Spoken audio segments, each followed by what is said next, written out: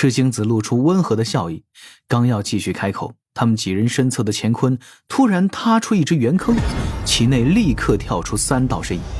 在最前面的那微胖道人淡定一笑：哟，来得早不如来得巧，这可真是赶巧了。赤精子略微皱眉，立刻带几位阐教仙行礼，口称多宝师兄。龟灵圣母与琼霄并未向前见礼，只是颔首示意。人阐结3教代表就这般猝不及防地碰了面，虽然没有语在一直下，但气氛确实不算太融洽。李长寿的心底斟酌一震，刚要开口邀请几人去天兵大营坐而论道。长刚师叔，灵珠子主动跳到李长寿面前，露出天真烂漫的笑容。我想回天庭继续修行一段时日了。不错。李长寿抬手拍拍灵珠子的肩头，鼓励他：不忘上进，方得正果。太乙真人嘴角一撇：果然呢，养徒弟就跟养女儿一样，这都能被拐走。赤精子露出了少许笑意。截教3位仙人互相对视几眼，各自感受到了一点点压力。正此时，琼霄眉眼含笑，动作很自然的就跳到了李长寿面前，对李长寿微微欠身，又很自然地探出2根纤手，拉住李长寿的胳膊。润唇皓齿轻声震，百灵婉转酥人心。姐夫，人家也想去天庭玩耍。李长寿浑身一颤，汗毛一根根直立，想挣又不能挣脱。此时自己的每一个动作都有可能会被过度的解读。赤精子黄龙真人额头挂满黑线，下意识地看向太乙真人，那意思就是在说快上啊，不能输啊。太乙真人立刻后退半步，躲到玉鼎真人的背后，冒出一句：想啥呢？呵可不是我姐。李长寿的嘴角疯狂抽搐，感觉自己莫名就被开了团，额头挂了一个危字。那2只看似搂着他胳膊的小手，此时正在用力的掐扭。还好，此时在外面活动的只是高阶本体指导人，本体躲在这一具指导人袖中的另外一具指导人袖中，毫无痛感。静，天兵大营的主帐内，魏申墨在主位正襟危坐，目光左右晃动着，心力运转都在尽量的放缓，生怕闹出什么动静，打破了此时的宁静。主帐外，几名假装路过的天将也在暗中观察此地的情形。阐教一行与截教一行左右对坐，此时自是以多宝道人为长，而多宝道人正对面的座位空了出来，预计广成子正在拍马赶来的路上。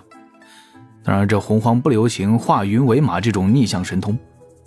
李长寿搬了一个蒲团，坐在帐内的正中间，承受着他这个年纪本不该承受的压力。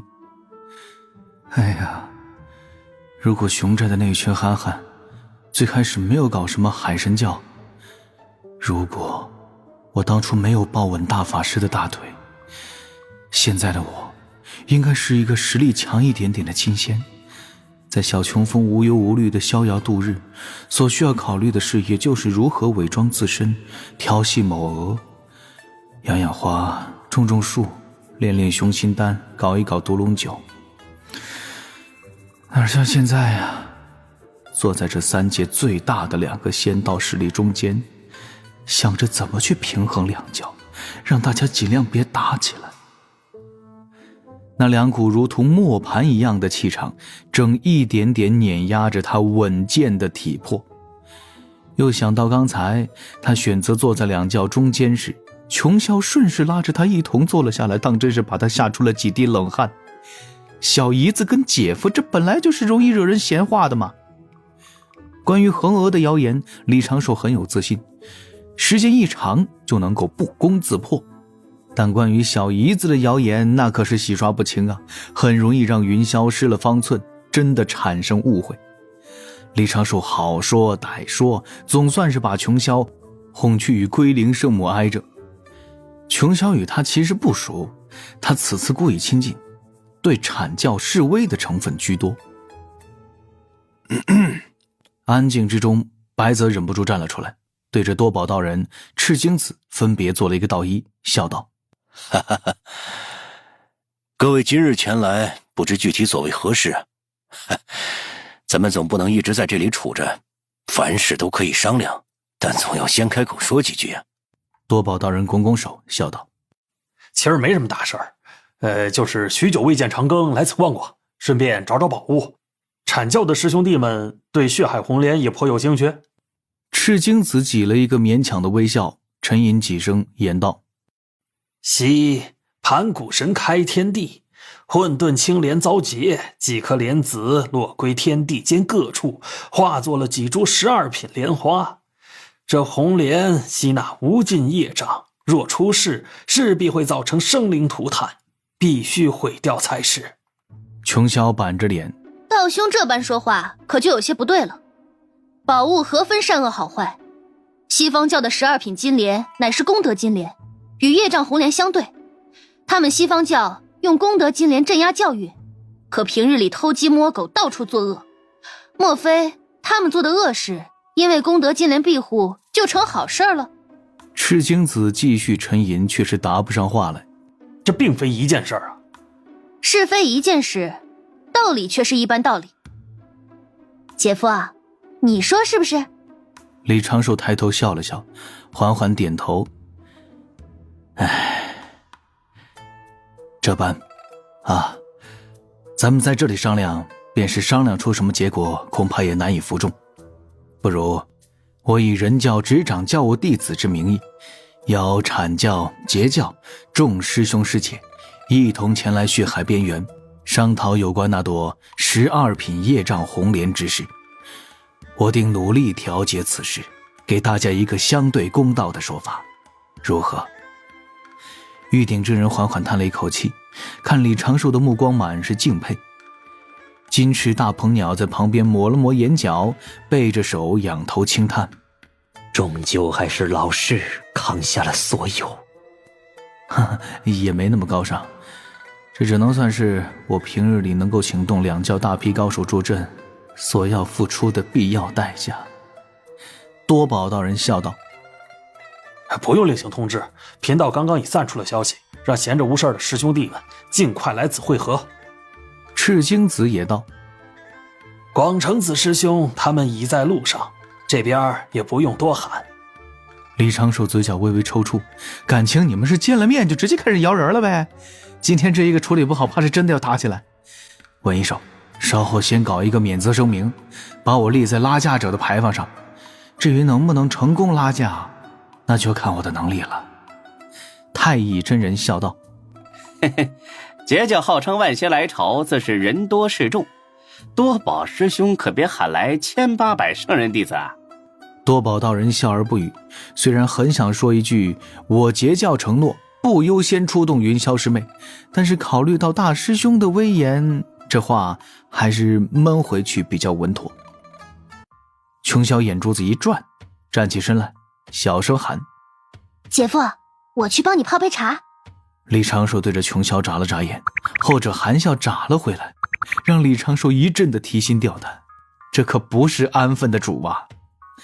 白泽及时站了出来，笑道：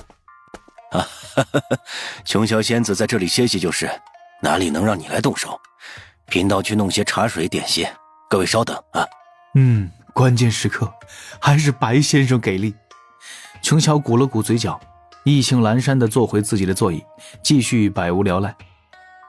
静，安静，还是那种就算是没有其他的杂音都能让李长寿自行脑补夏日午后蝉鸣的静。又过了一阵儿，白泽端着一大盘精致的点心送到2位仙子面前，就风度翩翩地退回了角落。魏申墨小声问：水神，咱们要不把主帐拆了，地方拓宽一些？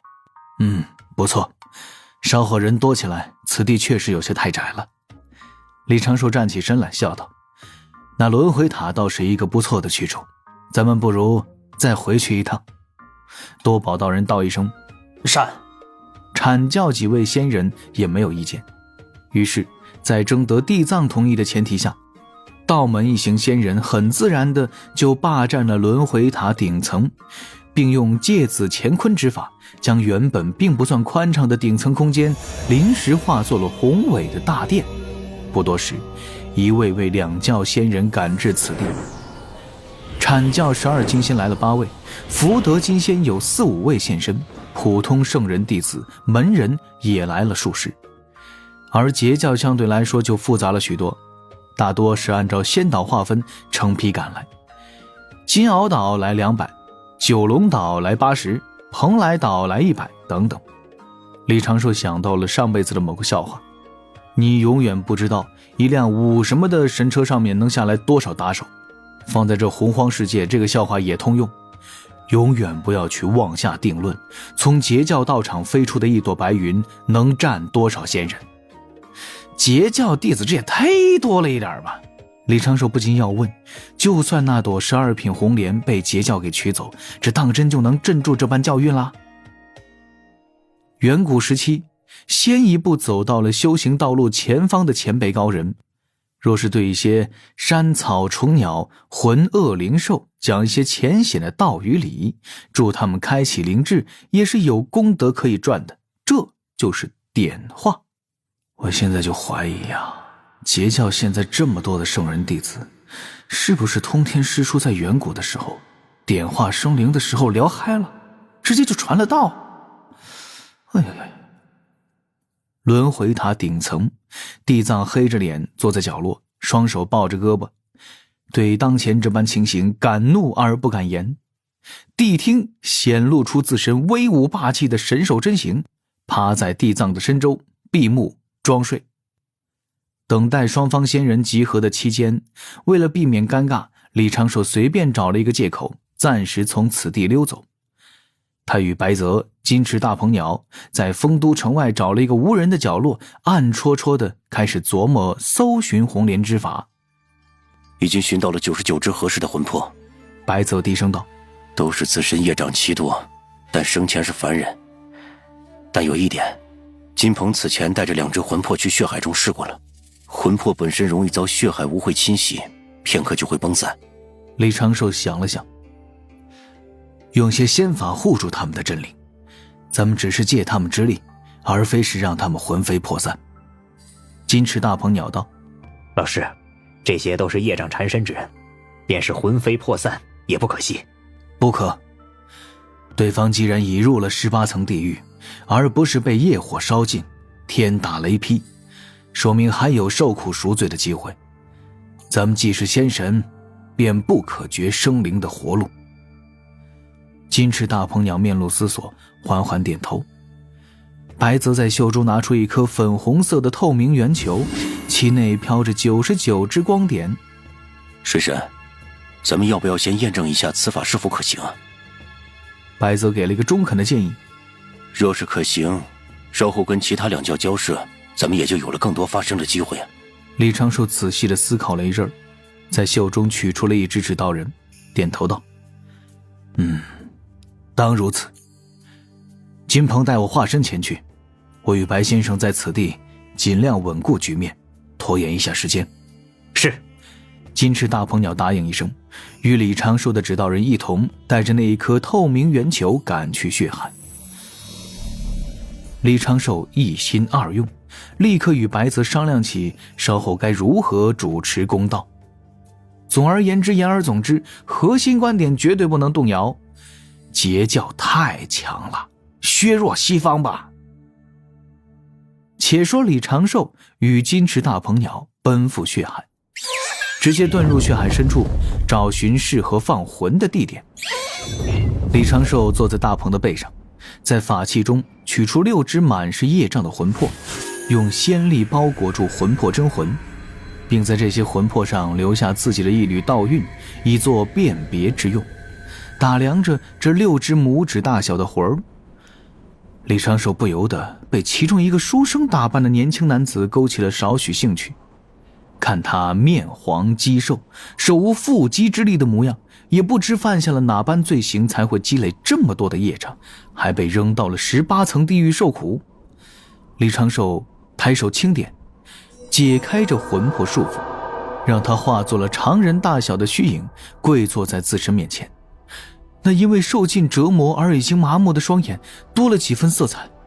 我受刑够了。你可是奸恶之徒。书生打量了一下李长寿，表情很平静，但是身体却放松几分。地狱之中多恶鬼凶魂，鬼差也大多扮作凶恶相。突然见到这般慈眉善目的老神仙，心里头确实没有什么害怕的情绪。他用有些虚弱的嗓音解释着：我读书捧卷18载，只为能继承父亲的遗志，做一个济世的文吏。哦，李长寿眉头轻皱，莫非是有什么冤假错案？这当真是要管一管了呀。李长寿示意金鹏飞的稍微慢一些。那你为何会惹来如此多的业障？